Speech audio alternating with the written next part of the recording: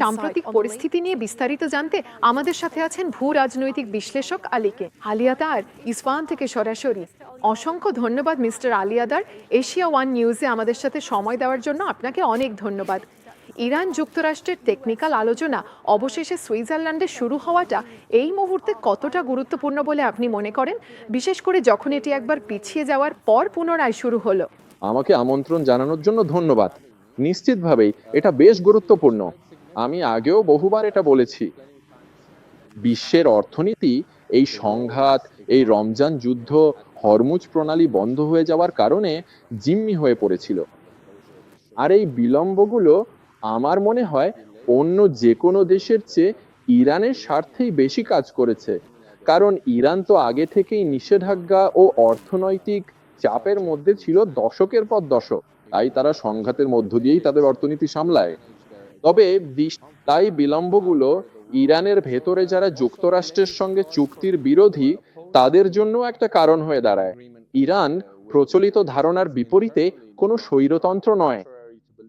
এটা এক ধরনের পরিষদের মাধ্যমে পরিচালিত হয়, আর সর্বোচ্চ নেতা সরকার ও পরিষদের শীর্ষে অবস্থান করেন। এবং তিনি সম্প্রতি তার এক বিবৃতি এমনকি বলেছেন তিনি এই চুক্তির পক্ষে নন, তবে তিনি সরকারকে সন্দেহের সুবিধা দেবেন এবং চুক্তিটিকে সমর্থন করবেন এবং দেখবেন চুক্তির শর্তগুলো কার্যকর হয় কিনা।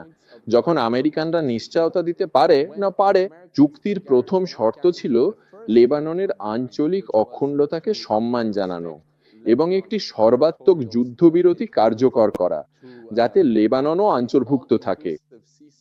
যখন ইসরায়েল সেই শর্ত লঙ্ঘন করে এবং আমেরিকানরা ইসরায়েলকে নিয়ন্ত্রণে আনতে পারে না, তাই স্পষ্টতই এতে বিলম্ব হয়েছে। আর আমি আশা করি, যেমনটা বলেছি, বিশ্ব অর্থনীতির টিকে থাকার জন্য বিশ্ব যেন বৈশ্বিক মন্দার দিকে না যায়, এটা গুরুত্বপূর্ণ।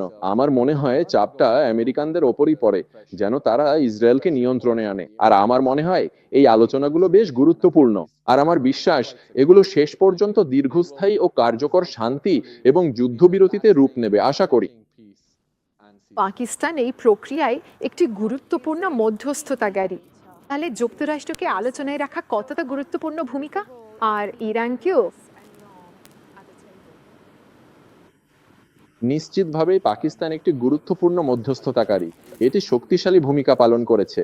আমি আগেও বলেছি, পাকিস্তান একটি ইসলামী বৈশ্বিক সুপার পাওয়ার আর একটা পারমাণবিক শক্তি। আমি ষড়যন্ত্র তত্ত্বে যাব না, কোনো ষড়যন্ত্র তত্ত্বে নয়। তবে সম্প্রতি কিছু গুজব ছিল, সম্ভবত এটা পাকিস্তানের শক্তিরই প্রতিফলন। সম্প্রতি গুজব ছিল যে হয়তো ইসরায়েল হত্যার পরিকল্পনা করছিল, যেমনটা তারা আগেও করেছিল মি লারিজানি, যিনি আগের একজন আলোচক ছিলেন। তারা মি কালিবফ এবং আরাকশিকে। হয়তো এগুলো ষড়যন্ত্র তত্ত্ব, হয়তো এগুলো গুজব, কিন্তু বলা হয় পাকিস্তানিরাই ইসরায়েলকে সতর্ক করেছিল। এমন পদক্ষেপে তারা সরাসরি পাকিস্তানের মুখোমুখি হবে। মানে, যখন একটি শক্তিশালী পারমাণবিক শক্তি ও কৌশলগত অংশীদার এই চুক্তিগুলোর মধ্যস্থতাকারী হয়, তখন এটি চুক্তিগুলোর পরোক্ষ গ্যারান্টার হতে পারে। পাকিস্তান এই অঞ্চলের জন্য একটি স্থিতিশীলকারী শক্তি হিসেবেও কাজ করছে। আমি মনে করি এর ভূমিকা অত্যন্ত গুরুত্বপূর্ণ। পাকিস্তান জানে কিভাবে দাপট দেখানোদের মোকাবেলা করতে হয়। এটি নিজের সীমান্তে সংঘাতের মোকাবিলা করে। পাকিস্তান এমন একটা দেশ যারা ইসরায়েলের মতদের দ্বারা ভীত হয় না। আমি মনে করি তারা দারুণ মধ্যস্থতাকারীর ভূমিকা রাখছে, এবং আমি আশা করি তারা সাহায্য করবে এই সমঝোতা স্মারক MOU এবং এর পয়েন্টগুলো উভয় পক্ষের জন্য এবং বিশ্বের স্বার্থে কার্যকর থাকবে।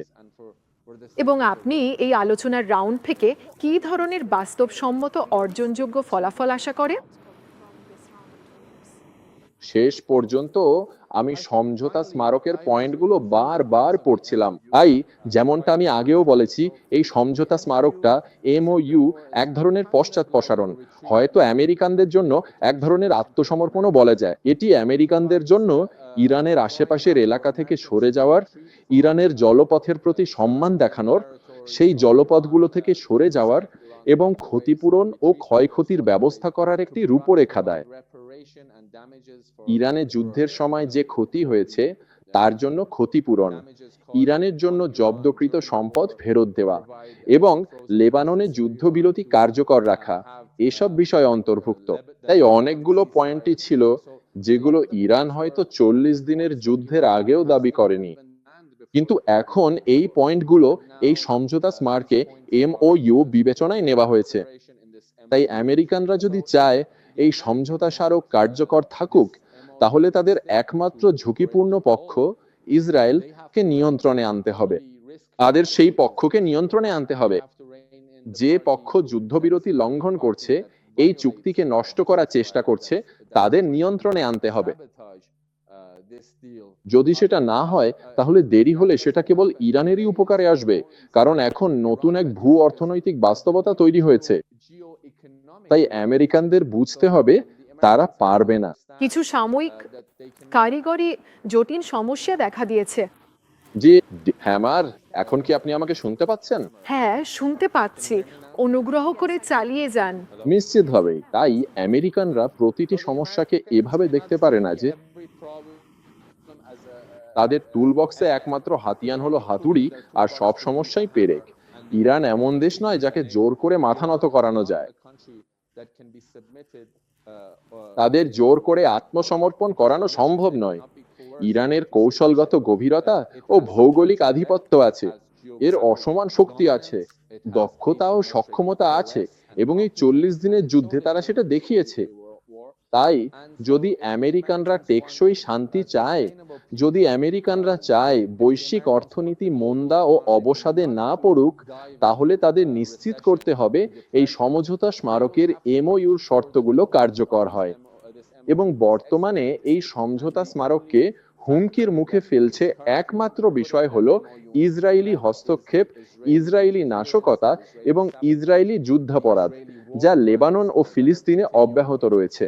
আর যদি আমেরিকানরা ইসরায়েলিদের নিয়ন্ত্রণে রাখতে পারে, তাহলে আমার মনে হয় আমরা একটি চলমান টেকসই শান্তির দিকে এগিয়ে যেতে পারবো। আর ওয়াশিংটন থেকে যে বক্তব্য আমি দেখছি, তাতে মনে হচ্ছে তারা ইসরায়েলি দাবিগুলো থেকে নিজেদের আলাদা করতে শুরু করেছে, এবং আমি মনে করি এটা একটা ভালো ইঙ্গিত যে সম্ভবত এইবার জেনেভায় হওয়া আলোচনাগুলো একটি স্থায়ী যুদ্ধবিরতি এবং স্থায়ী শান্তির দিকে নিয়ে যেতে পারে।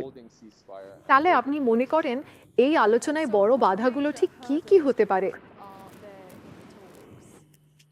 যেমনটা আমি বলেছি, আমার মনে হয় বিশ্বের বেশিরভাগ মানুষই দেখতে পাচ্ছে একমাত্র বড় বাধা হচ্ছে ইসরায়েলি, আমি এটাকে দুঃসাহসিকতা বলবো না, ইসরায়েলি সন্ত্রাসবাদ, অর্থাৎ ইসরায়েলি নাশকতা। যদি ইসরায়েলিদের নিয়ন্ত্রণে আনা যায়, আর আমেরিকানদের সেই ক্ষমতা আছে, তারা চাইলে সহজেই ইসরায়েলিদের অস্ত্র সরবরাহ বন্ধ করতে পারে। তারা চাইলে খুব সহজেই এবং কার্যকরভাবে ইসরায়েলি জেটগুলোকে জ্বালানি সরবরাহ পুরোপুরি বন্ধ করে দিতে পারে, যাতে তারা লেবানন বা এমনকি ইরানেও আকাশপথে কোনো ধরনের বোমাবর্ষণ ও ভয়াবহ নাশকতা চালাতে না পারে। তাহলে একবার ইসরায়েলিরা বুঝে যাবে আমেরিকানরা কঠোর অবস্থান নিয়েছে, তারা চায় এই সমঝোতা স্মারকের MOUর বিষয়গুলো কার্যকর থাকুক। এবং সাধারণত আমেরিকানরাই ইসরায়েলের সবচেয়ে বড় সমর্থক ছিল, আর যখন তারা দেখবে তাদের সমর্থকরা আর আগের মতো তাদের পাশে নেই, তখন আমার মনে হয় আর কোনো বাধা থাকবে না।